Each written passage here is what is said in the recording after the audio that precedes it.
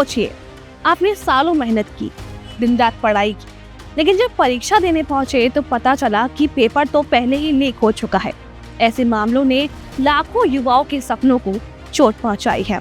उत्तर प्रदेश समेत देश के कई हिस्सों में पिछले कुछ समय से एग्जाम फ्रॉड, पेपर लीक और सॉल्वर गैंग जैसे मामले लगातार सामने आए हैं। यूपी में कई बार ऐसा देखा गया कि परीक्षा में नाम किसी और का था और पेपर देने कोई और पहुंच गया। इसे ही लोग आम भाषा में मुन्ना भाई सिस्टम कहते हैं। साल 2024 की शुरुआत में हुई यूपी पुलिस कांस्टेबल भर्ती परीक्षा में भी बड़ा मामला सामने आया था। जांच के दौरान यूपीएसटीएफ ने पूरे प्रदेश में कई जगहों से सैकड़ों सॉल्वर गैंग से जुड़े लोगों को पकड़ा। इसके बाद पेपर लीक के आरोपों के चलते परीक्षा रद्द करनी पड़ी। ऐसे ही यूपी SSSC PET 2023 के दौरान भी कई जगहों पर सॉल्वर पकड़े गए थे। कहां के छात्र हैं, पता लगा कि वो पंजाब से, जम्मू कश्मीर के छात्र प्रदेश के पूर्वी उत्तर प्रदेश के कुछ जनपदों में परीक्षा देते हुए, नाम उनका लेकिन परीक्षा कोई और देता था। और अब मैं कह सकता हूं कि उत्तर प्रदेश के अंदर ऐसा नहीं है, अब छात्र ही अपनी परीक्षा देगा।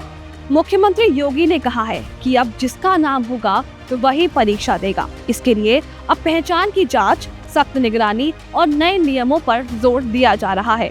सिर्फ यूपी नहीं, पूरे देश में नीट, यूजी, सरकारी भर्ती परीक्षाओं और अलग अलग पब्लिक सर्विस कमीशन एग्जाम्स में भी पेपर लीक और गड़बड़ी के मामले सामने आए हैं।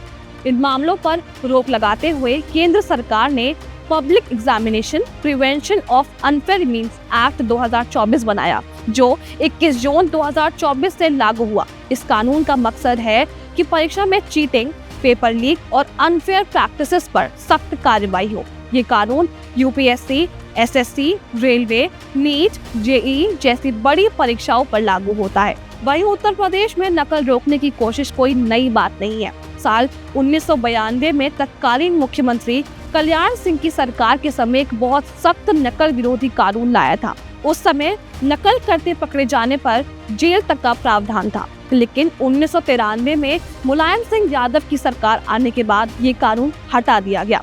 2024 में यूपी सरकार ने एक बार फिर Uttar Pradesh public examination prevention of unfair means act लागू किया। साल 2017 के बाद से यूपी में एग्जाम्स को ज्यादा फेयर, ट्रांसपेरेंट और चीटिंग फ्री बनाने के लिए कई बड़े बदलाव किए गए हैं। इनमें सबसे बड़ा कदम है नकल विरोधी कानून। इस कानून के तहत एग्जाम में चीटिंग या किसी भी तरह की गड़बड़ी करने वालों पर कड़ी कार्रवाई हो सकती है। नकल करने वालों को 2 साल तक की सजा और 1 करोड़ रुपए तक का जुर्माना लगाया जा सकता है।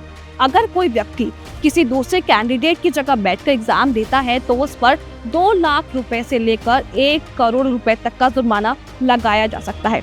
इतना ही नहीं, अगर चीटिंग की वजह से एग्जाम कैंसिल होता है और दोबारा कराना पड़ता है तो उसका खर्च भी दोषियों से वसूला जा सकता है।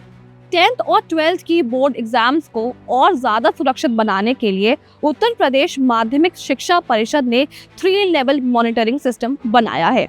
पहले लेवल के तहत एग्जाम सेंटर्स पर सीसीटीवी कैमरास और वॉइस रिकॉर्डिंग का इस्तेमाल किया जाता है ताकि किसी भी सस्पिशियस एक्टिविटी को पकड़ा जा सके।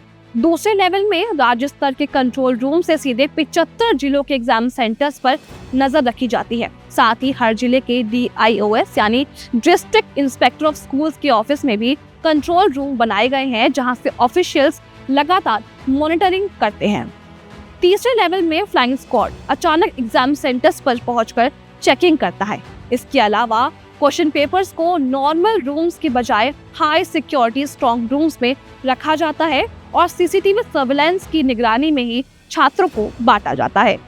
वहीं कॉम्पिटिटिव एग्जाम्स में चीटिंग माफिया के खिलाफ रूल्स और भी ज्यादा स्ट्रिक्ट है। दोषी पाए जाने पर 1 करोड़ रुपए तक का जुर्माना और 10 साल से लेकर आजीवन कारावास तक की सजा का प्रावधान है। एग्जाम के दौरान एसटीएफ और पुलिस को अलर्ट मोड पर रखा जाता है। केंद्रों पर जैमर लगाए जाते हैं और बायोमेट्रिक अटेंडेंस और आंखों की जांच यानी रेटिना स्कैनिंग जैसी व्यवस्थाएं भी लागू की जाती हैं। इसके अलावा क्वेश्चन पेपर्स के कई सेट बनाए जाते हैं। QR कोड और बारकोड वाले एडमिट कार्ड्स का इस्तेमाल किया जाता है ताकि फेक एंट्री और फ्रॉड को रोका जा सके।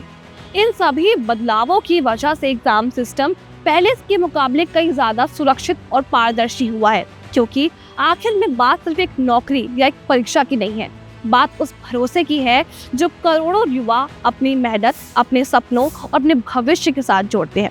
लेकिन सच्चाई ये भी है कि जब तक इस सिस्टम से पेपर लीक, धांधली और लापरवाही जैसे समस्याओं को पूरी तरह खत्म नहीं किया जाएगा, तब तक देश का युवा उस विश्वास के साथ आगे नहीं बढ़ पाएगा जिसका वो हकदार है। इसी वजह से सरकार लगातार इस दिशा में कदम उठा रही है ताकि परीक्षा प्रणाली को और मजबूत, निष्पक्ष और सुरक्षित बनाया जा सके, क्योंकि एक मजबूत एग्जाम सिस्टम ही युवाओं के भविष्य की सबसे बड़ी नींव है।